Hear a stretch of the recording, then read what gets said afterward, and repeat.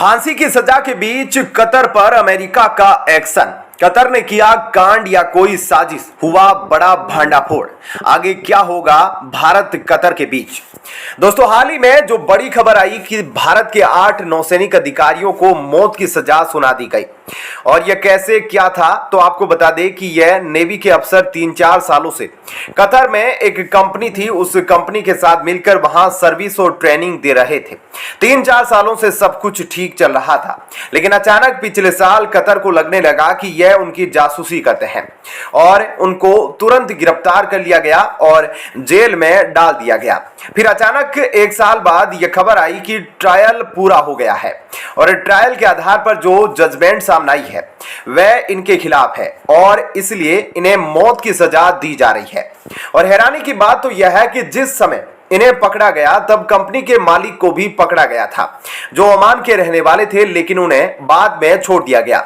यह केस क्यों बनाया गया, इसके क्या सबूत है, इसके बारे में यानी इस केस के बारे में किसी को कोई जानकारी नहीं। यहां तक कि जो पत्रकार इस मामले को हैंडल कर रहे थे उन्हें भी कतर के द्वारा निकाल दिया गया था। जबकि भारत सरकार ने कहा कि हम सारी लीगल चीजों को देख रहे हैं, ऐसे में या तो भारत कतर के जुडिशियल सिस्टम के हिसाब से चले, या अगर वहां अपील करने का प्रोसेस नहीं है तो भारत अंतर्राष्ट्रीय कोर्ट में जा सकता है, या फिर डिप्लोमेटिक प्रेशर बना सकता है, या फिर एनजीओ या सिविल सोसाइटी इसमें कुछ कर सकते हैं। देखा जाए तो कतर के साथ भारत के द्विपक्षीय रिश्ते हैं और भारत का व्यापार भी चलता है और कतर 360 वाला फॉर्मूला अपनाता है कि सबके साथ हमारी दोस्ती है और कहता है कि उसने अमेरिका को सबसे बड़ा मिलिट्री बेस दिया है कि आप यहां पर अपनी सेना उतारो।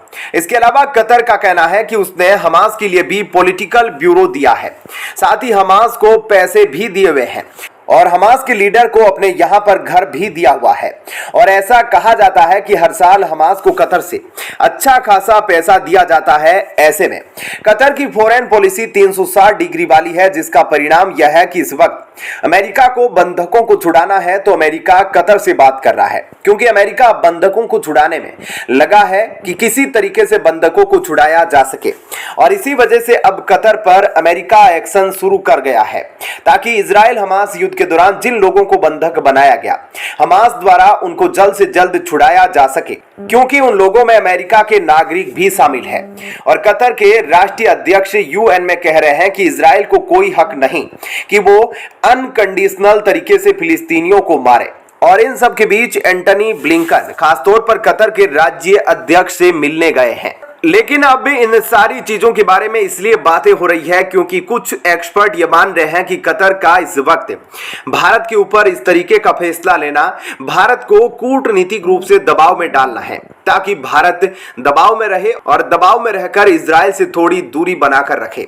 अब आप सोच रहे होंगे कि कतर के मामले में भारत दबाव में क्यों रहेगा, तो आपको बता दें कि कभी भी किसी देश से अपना व्यापार इतना नहीं बढ़ा लेना चाहिए कि उस पर पूरी तरह से निर्भर होना पड़े। और अभी जो कतर के लिए सिचुएशन है वह बहुत ज्यादा फायदेमंद है, क्योंकि रूस के ऊपर प्रतिबंध लगा हुआ है और कतर से यूरोप भी तेल और गैस ले रहा है, भारत भी गैस ले रहा है और दुनिया के कई देश गैस ले रहे हैं। ऐसे में कहीं ना कहीं उनकी कतर के ऊपर निर्भरता है, चाहे कुछ भी हो। अपनी निर्भरता को देखते हुए सब इस वक्त सीधे तौर पर कतर को दोष नहीं दे रहे, भारत के साथ भी यही चीज है। क्या कहना है आपका इस खबर पर, जरूर बताइएगा। वीडियो को लाइक शेयर जरूर कीजिएगा। चलिए अब जान लेते हैं एक और बड़ी खबर। मौत की सजा सुनाए गए 8 भारतीयों को कतर से वापस बुलाएगा भारत। कतर के किंगडम के पास है अनलिमिटेड पावर। भारत अपनी डिप्लोमेटिक पावर का यूज करके सबको कराएगा बरी। इधर बिना भारत की इजाजत के चीन का एक भी बंदरगाह नहीं चलेगा, चीन भी हैरान। दोस्तों, सबसे पहले तो आपको यह बता दें कि भारत के पास केवल डिप्लोमेटिक वेपन है जिससे वह सभी भारतीयों को बाइज्जत बरी करवा सकता है, जिसके सहारे सभी भारतीयों को बचाने की कोशिश भी कर रहा है भारत की मोदी सरकार। हालांकि अंतिम फैसला तो कतर का ही होगा, लेकिन आपकी जानकारी के लिए बता दें कि कतर में किंगडम है और वहां के जो राजा है उनके पास असीमित अधिकार है, यानी कि अनलिमिटेड पावर है और वह चाहे तो सभी भारतीयों को बाइज्जत बरी कर सकते हैं।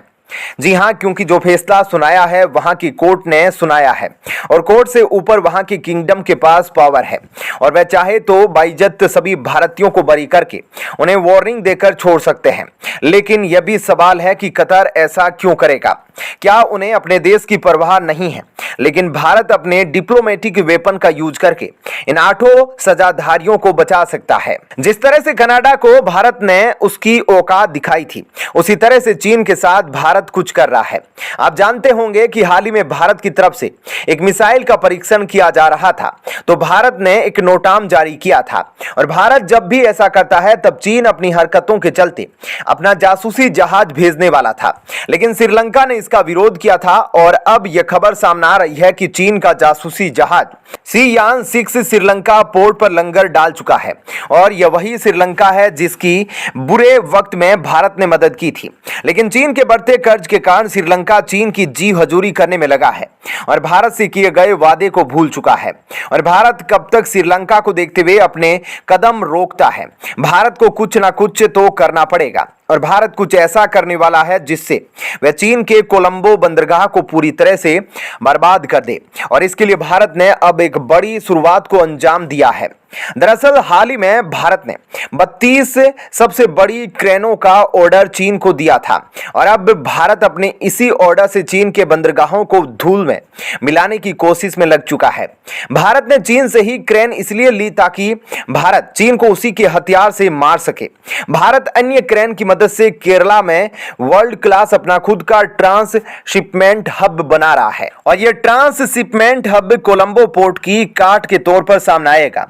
अब तक भारत ने ऐसा कोई एक्शन नहीं लिया था और अभी तक भारत चीन को रोकने में अपना समय बर्बाद करता आया है और चीन अपने मकसद तक पहुंच गया है, जिसे लेकर भारत अपने देश में ही ट्रांसशिपमेंट हब की शुरुआत कर चुका है। यह भारत को इंटरनेशनल ट्रेड में मेन स्पोर्ट पर लाकर रख देगा। आसान भाषा में समझे तो जितनी बड़ी शिप होगी उसकी लॉजिस्टिक कॉस्ट उतनी ही कम होती है, इसलिए ज्यादातर इंटरनेशनल ट्रेड के लिए बड़ी शिप्स का इस्तेमाल किया जाता है और इन बड़ी शिप्स को मदर शिप्स कहा जाता है। और भारत की बात करें तो भारत के पास 13 मेजर पोर्ट्स है, लेकिन किसी में भी यह मदर शिप नहीं आ सकती, इसलिए जो भी शिप चीन से इंडिया आनी होती है वह डायरेक्टली इंडिया नहीं आती है और डायरेक्टली सिंगापुर पोर्ट या श्रीलंका के कोलंबो पोर्ट में जाती है और फिर उनसे सामान छोटी छोटी शिप में डाला जाता है और फिर वह छोटी शिप भारत के किसी पोर्ट पर आती है, जिससे भारत की लॉजिस्टिक कॉस्ट बढ़ती है और इंपोर्ट महंगे होते हैं। ऐसे में आप समझ गए होंगे कि यह नया पोर्ट भारत के लिए किसी गेम चेंजर से कम नहीं होगा और इसकी मदद से भारत चीन के इंटरनेशनल ट्रेड डोमिनेंस को आसानी से काउंटर कर सकेगा, जिसकी जानकारी चीन को भी नहीं थी।